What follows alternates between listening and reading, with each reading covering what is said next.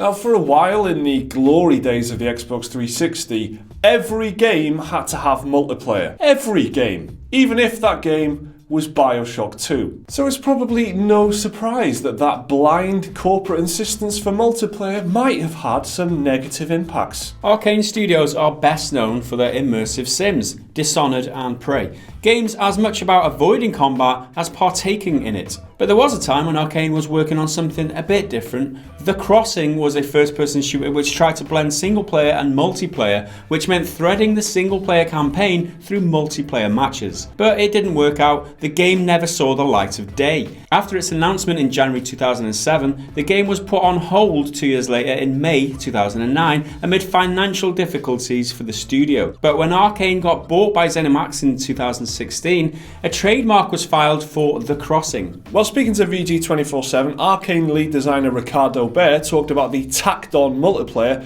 the likes of which we saw during the Xbox 360 era, when every game from BioShock to Dead Space to Tomb Raider had to have in multiplayer thanks to the boom in online gaming on consoles. He explained why the current trend for games as a service or live worlds inspired by The Division and Destiny is a bit different to what happened back then. Quote, "It's interesting because for a while there was this push with a bunch of big publishers to force teams to include multiplayer modes. I feel this was super destructive because you end up with a team that's made a really compelling single player game, but they were forced to tack on this deathmatch mode or whatever." Bear picks out 2012 Spec Ops: The Line, a game famous for what it tries to do with a story but had a tacked on multiplayer. Quote, "It was super distracting and resource draining to the team, and as it turns out it didn't help some of those games anyway. But what I feel like is happening now is way different. It's more community oriented. It's more about what gives your game legs, builds community, sharing and things like that. Games are approaching that with lots of different models." I completely agree with this. I don't know how many people were actually big fans of the idea of every single AAA game having some kind of team deathmatch or flipping capture the flag mode just kind of tacked onto the side. Loads of these games, like I think like The Darkness and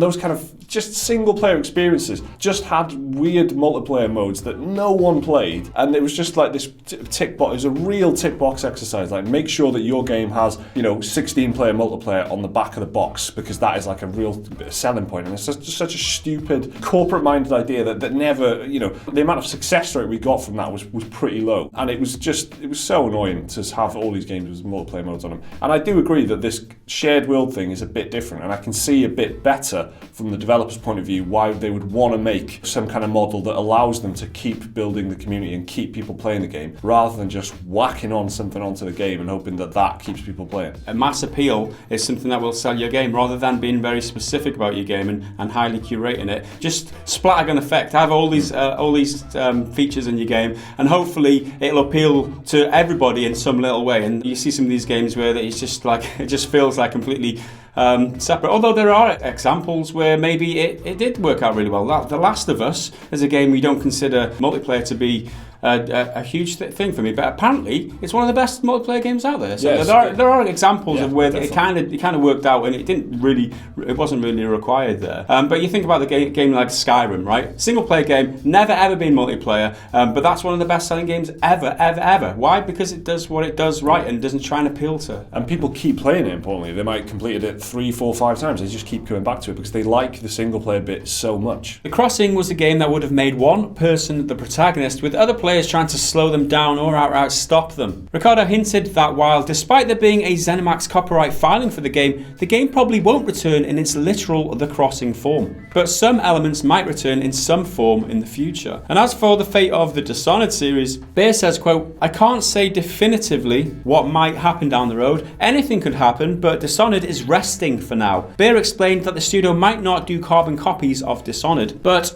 deep and coherent world building, environmental storytelling, improvisational gameplay with cool tools and abilities, and typically first-person gameplay is what they see as important. So there's kind of two things to talk about here. I mean, the first of which was that they were working on The Crossing back in the day, and that was a game that was trying to do that. Almost, it's not games as a service, but it is a different idea of making multiplayer part of the single-player experience by just at certain points kind of matchmaking you with other players who would become the enemies and slow you down and try and stop you in like a dynamic way, which we've seen in completely different ways. Like there's Journey, of course, which is the PlayStation Classic by now, where that did matchmake you, and people didn't even realise that that's what was happening until they finished the game. And that's a very creative way of doing that similar thing in a more lean way. So then I like what he's saying there about it being trying to do stuff with multiplayer and trying to do stuff that builds your community, but just not whacking on modes. It's worked great for Fortnite, but it's not going to work great for everyone. And just that's the problem when you're just trying to repeat what other people are doing and trying to replicate that success. That's not going to work. When you try and do something good with it and try and be inventive, it failed for them. It failed for The Crossing, but they were trying to do something cool. Yeah. I think that's the difference between being creative in the industry and just following the herd, essentially, and just trying to achieve someone else's success by copying what they've done. And I think that's what the distinction is here. And obviously, fans are going to appreciate something creative, something new, something fresh. And you might get a cult hit on your hands if you follow that path. Yeah. Or you could just try and do a carbon copy of other game modes, like Battle Royale's the big one that everyone's copying these days. But that's a huge problem for the industry in general. I feel like that people are just chasing money rather than being creative, but that's not going to be solved by today's video, that's for sure. Dishonored Battle Royale, though, that'd be... You'd like that, right? Yeah, I'd play that. So are there any examples of tacked-on multiplayer that you actually really enjoyed? Let us know what they were down in the comments. Remember to like and subscribe if you enjoyed the video. There should be another one right there if you want to watch that. And there's a link to Patreon if you fancy supporting the channel. Thanks for watching. See you next time.